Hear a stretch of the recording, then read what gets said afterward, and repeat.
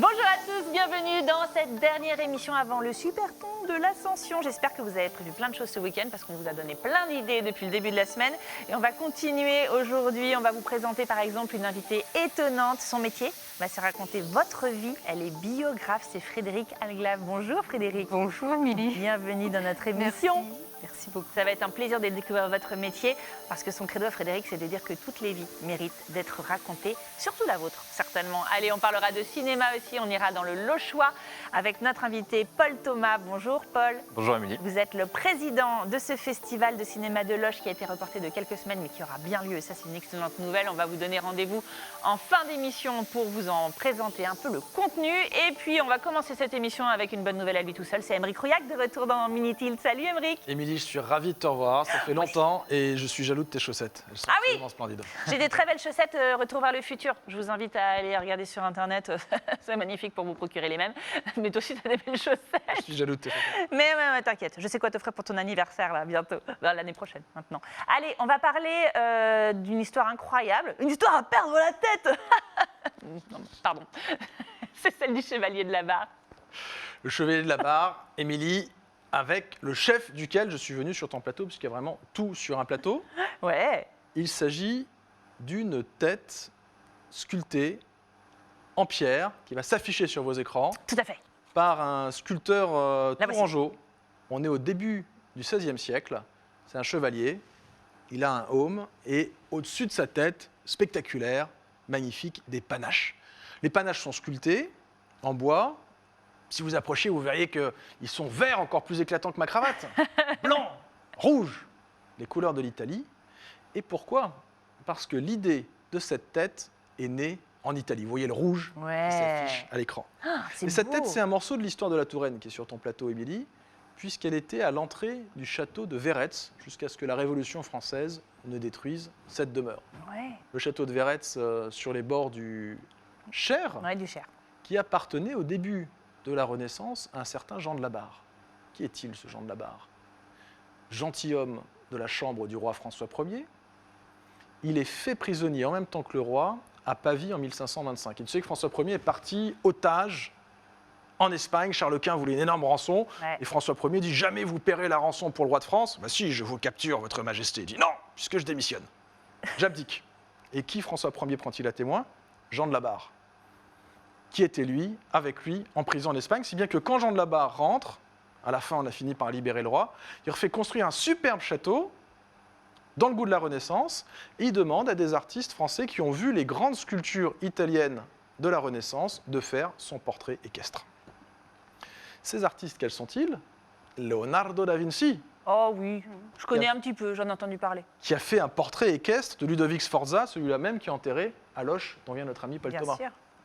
Quels sont-ils ? C'est Donatello qui fait le portrait du condottiere à Venise, tu sais, sur son cheval. Bien sûr. Et donc c'est la mode en France de se faire représenter À cheval comme à ça. cheval. Louis XII le fait à l'entrée du château de Blois. Peut-être qu'on peut voir cette image si elle s'affiche.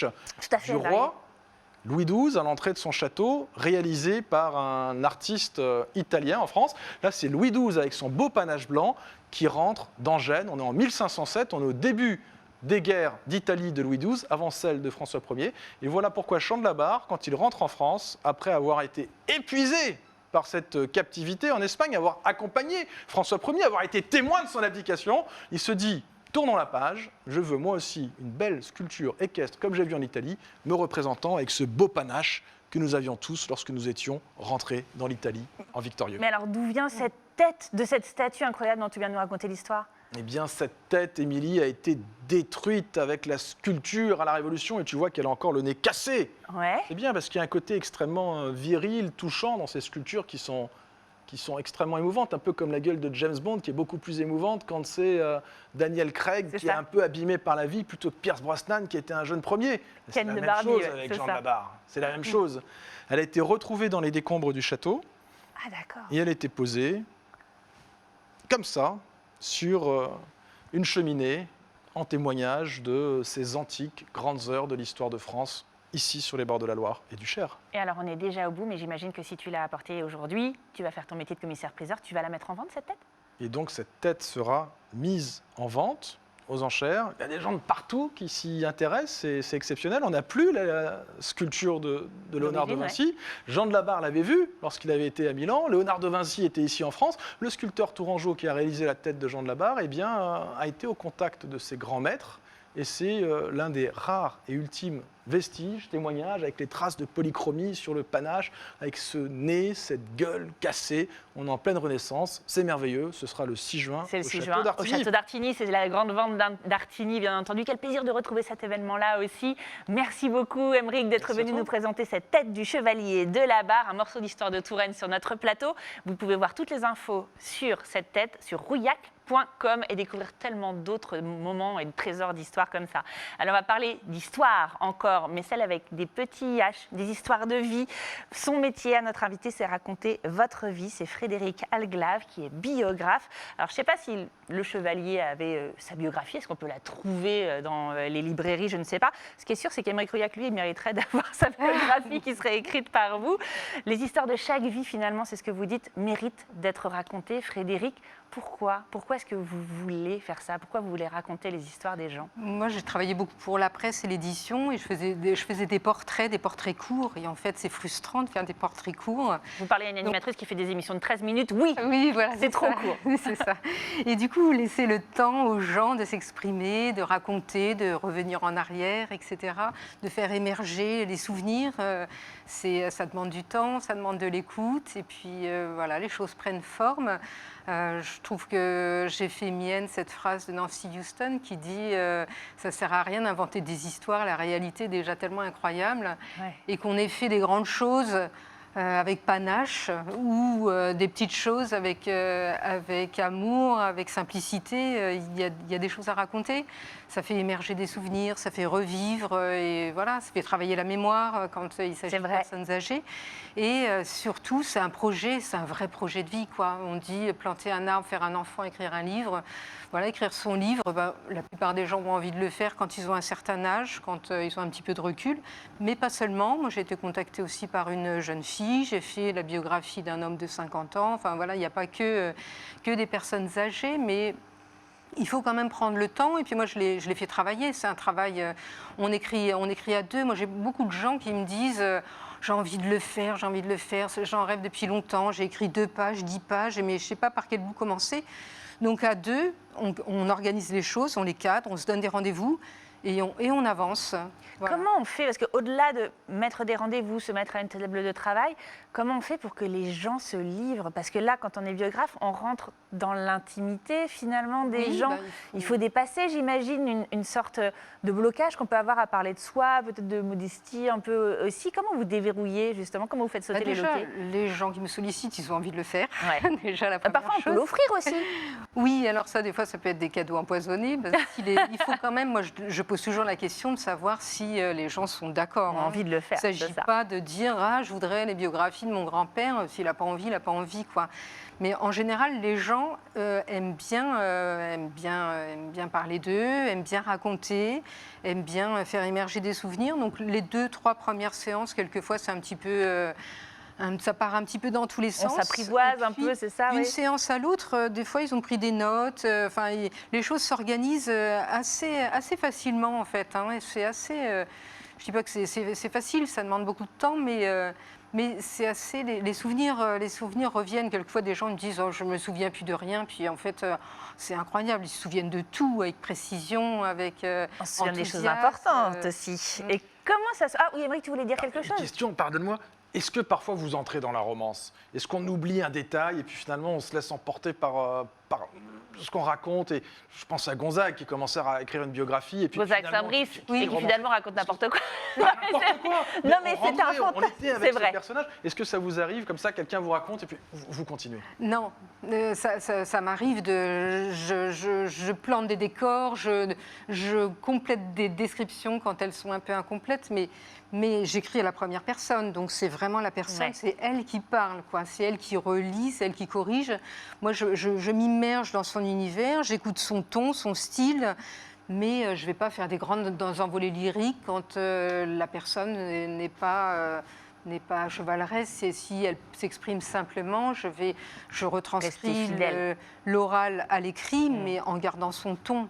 Et en fait, je reste au plus juste. Je ne trahis pas les secrets, parce que quelquefois, dans le flux de la parole, il y a des choses qu'on dit, mais qu'on n'a pas envie d'écrire et de faire lire aux autres. Mais ça fait partie du lâcher prise, de la rencontre et puis de l'échange et de la complicité, etc. Mais non, j'invente pas. On est déjà Désolée. au bout, on avait encore Bravo, trop de c'est choses à dire, bien entendu. Juste un dernier mot, combien ça coûte si on a envie de se faire ce cadeau? Alors, ça coûte, À peu près. ça dépend. C'est l'heure d'entretien. Moi, je prends 120 € de l'heure d'entretien. Donc, il y a quelques heures qui sont impliquées par cette heure d'entretien, parce que moi, j'enregistre tout, je Bien sûr. retranscris tout. Après, je réécris et après, il y a des échanges, je le corrige, etc. Donc, il faut compter. Moi, je compte 10 heures, mais souvent, ça déborde un petit peu. Disons que 10, 12, entre 10 et 15 heures, quoi. Mais quel cadeau, quelle transmission aussi à faire à ces petits-enfants, aux gens qu'on aime. C'est formidable. Merci beaucoup, Frédéric Merci. Algal, d'être venu nous en parler de ce métier si important de biographe. Je vous renvoie sur le site que vous avez vu défiler tout à l'heure. C'est algalv.net et puis le numéro 06 87 11 86 37. Tout de suite, on va parler de cinéma dans la bamboche. Ça continue. Je vous ai prévenu qu'il était ringard, le jingle. Ouais, Vous n'êtes pas sûr. chaussettes. Oui, c'est ça. On Le retourne dans mot. les années 80, exactement. On va parler du festival de cinéma de Loches qui est reporté de quelques semaines, mais qui aura bien lieu. Et quelle excellente nouvelle. Paul Thomas, vous en êtes le président. On peut annoncer la date. Du coup, c'est marqué sur l'écran, c'est Le 19 juin. ça, c'est bien. Le Ouais, 19 c'est dans pas juin. longtemps. Quelle bonne date. On explique un petit peu le principe de ce festival? Absolument. C'est un concours de court-métrage. Il se base sur un concours de court-métrage où des jeunes de moins de 26 ans vont proposer généralement leur premier film Ouais. ou leur second film voilà, devant un public et un jury qui est professionnel et qui, lui, est déjà dans le métier depuis déjà quelques années. Et l'idée, c'est de créer un instant de partage et d'échange pour que ces jeunes créateurs puissent montrer leur premier projet face à des professionnels pour qu'ils leur apportent eux, quelques clés de développement personnel pour qu'ils puissent poursuivre potentiellement dans le cinéma Bien sûr. et aussi pouvoir le montrer à un public qui est celui de Loches ou même ailleurs, mais qui permet aussi de rentrer en contact direct avec des gens. Ce qui, à l'époque que nous traversons, je ne parle pas du Covid ici, mais plus en tant que jeune, l'idée qu'on partage souvent des contenus de vidéastes sur Internet, permet aussi de retourner dans les salles et de partager directement avec un public de manière physique et de trouver un peu cet échange direct. Exactement, regardez, on a vu des images d'ailleurs de précédentes éditions, ça se passe super. En plus, il y a toute une histoire de cinéma à Loches. Alors, on a des Absolument. grandes figures de cinéma, et puis il y a un nouveau cinéma, je crois, qui a ouvert il y a peu de temps, il y a quelques années. Il a été refait un petit peu. Alors, il a été Oui. été réaménagé. Il y a des nouveaux sièges qui ont été installés dans les salles de cinéma. Voilà, donc il s'est plutôt bien amélioré. Et Donc pas besoin de venir, ce que je voulais dire, c'est pas besoin de venir dans la métropole pour aller au cinéma. Là aussi, c'est important, surtout dans les communes un peu plus rurales comme Loches. Là, il y a un vrai terroir de savoir-faire aussi et des jeunes qui ont envie de faire plein de trucs. Absolument. Et puis il y a tout un circuit. Nous, ça fait 3 ans qu'on fait ce festival, donc c'est la 3e édition.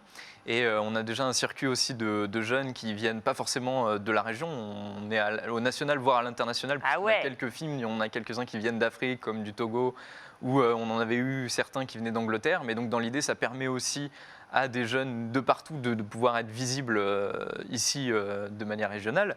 Et en même temps, on a ces jeunes qui, des fois, viennent de très loin. Ouais. Parce qu'on a eu les années précédentes des jeunes qui venaient de Bordeaux, de Toulouse, pour venir montrer leur film devant le public de Alors, Loches. il y a un scoop, on peut lui en parler. Il y a Quoi un petit jeune qui se lance, Sir Mick Jagger, qui vient présenter son film à Loches le 19 juin. C'est vrai? N'est-ce pas? Ah, je savais pas. Il faut l'annoncer. Mais n'importe quoi. Bon alors, Ça y est, vous je- serez obligé de venir. Vous serez obligé de venir pour Faut voir. annoncer ce genre de choses. Je crois qu'il a un peu plus de 26 ans. Hein. Mais Malheureusement. Malheureusement. Mais on aimerait bien hein, si Mick Jagger nous ah bah regarde. là, avec Mick, on plaisir. sait qu'il lit la Avec plaisir. NR Ou depuis son le fils. confinement. S'il regarde TV Tour, Eh vous ben, êtes attendu eh ben, à Loches. Mick. Il est invité, avec grand plaisir. Avec Ça grand se plaisir. passe le 19 juin, donc à Loches. La liste des films sera présentée le 24 mai. Je vous envoie sur le site internet, c'est cinémaloche.fr. Fest et aussi la page à suivre sur Facebook et sur Instagram. Merci beaucoup. Absolument, mais merci. Cher ami.